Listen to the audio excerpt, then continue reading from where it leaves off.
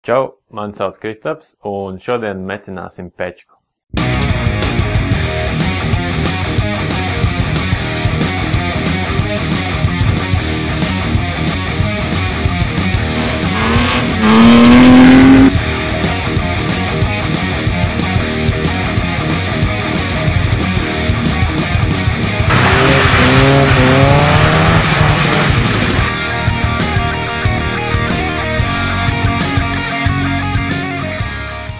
Skatoties datorā, es atradu, kad es pirms 2 gadiem esmu safilmējis materiālu par tādu kā krāsniņu, kas darbojās no izlietotās motoreļas.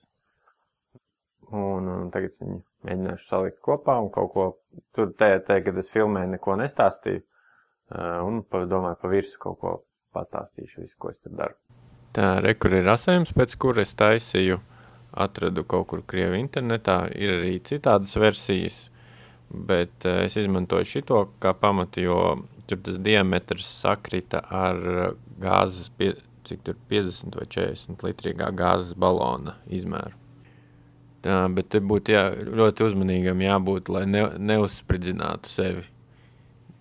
Kā es darīju no sākumā, viņš jau bija kā tukšs, pišķiņ tur kaut kāda gāze laikam bija, es atskrūvēju vaļā ventili, tad atstāju ar kājām gaisā, laikam kādu laiciņu, lai viss tur izvēdinās. Tūmā nepīpēju.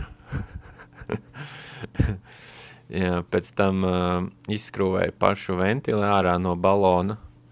Tas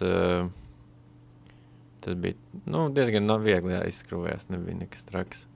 Un tālāk pielēju visu balonu pilnu ar ūdeni. Un tad sāku fleksēt. Tā, sāku ar augšējo daļu un fleksēt tieši zem metinājuma šūs, jo iekšpusē ir tieši pretītai šuvei ir tāda metāla loksne, kas, viņi pēc tam palīdzēs. Nefleksējam pilnībā cauri, bet tā kā, tur varēs just, ka pirmai sieniņai izfleksē cauri, tad tur ir tā otra, bet to dziļumā nefleksējam.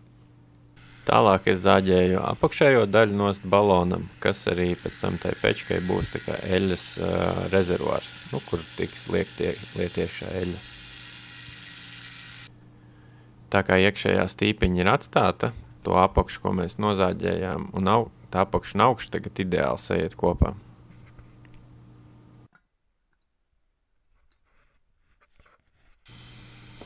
Pēc tam nozāģējam trubu vajadzīgajā garumā. Tālāk ņemam trubu, uzliekam virsū uz tā balona augšējās daļas un nomēram aizīmējam, kur mums vajadzēs griezt, lai pēc tam tur piemetinātu klāt to trubu. Pēc tam mēģinam izfleksēt apli.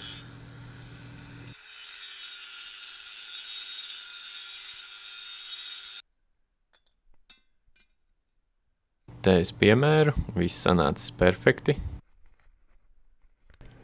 Tālāk saurubjam visus tos caurumus, cik tur viņi bija 48 laikam. Es urbu 2 piegājienos. Šeit, teiksim, roku baigi nērti urbt. 100 reiz vieglāk ir, ja ir stacionārā urbmašīna, tas atvieglo visu. Tā, pēc tam mēs esam no tā balona nogriezuši augšu un apakšu, tas mums veidos apakšējo daļu tai pečkai, tad tā truba nāk, un tad mēs nogriežam tādu desu, kas veidos to augšējo daļu, kas nāk starp to trubu, kas viņi skaitās, teiksim, emulsijas truba un tālāk, kas aiziet uz skursteni.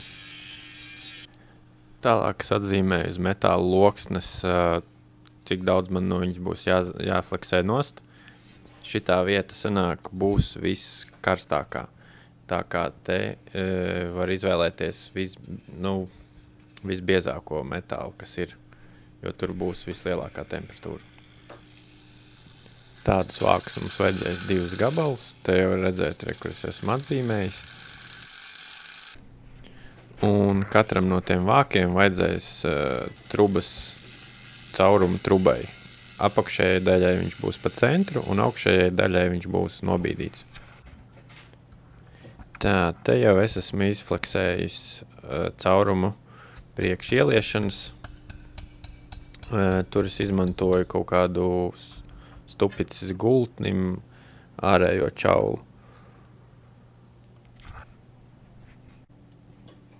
Tā, te jau var redzēt, ir pienācis vakars, te viss tikai gribējās ātrāk pamēģināt salikt kopā uz magnētiem. Nu, un tāds pagaidām efekts.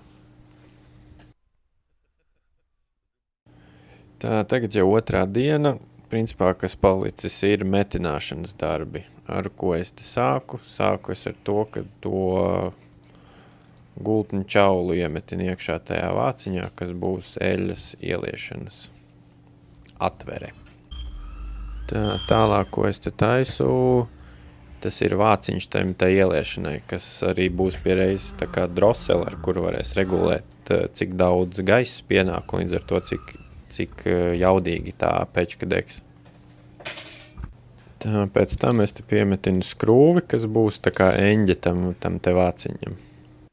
Lai dabūtu bonus punktus par dizainu, atradu kaut kādu atspērīti un piemetināju to tā kā vāciņam, lai būtu rokturītis. Tā, te es uz punktiņiem pieķeru klāt to emulsijas trubu, un tad no abām pusēm tā kā paskatos, lai visās plaknēs viņi būtu vertikāli. Tā, tālāk jau sākās metināšanas darbi.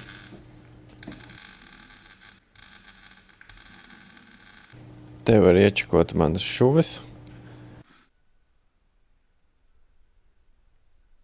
Un tad atkal metinam, kamēr viss ir pabeigts.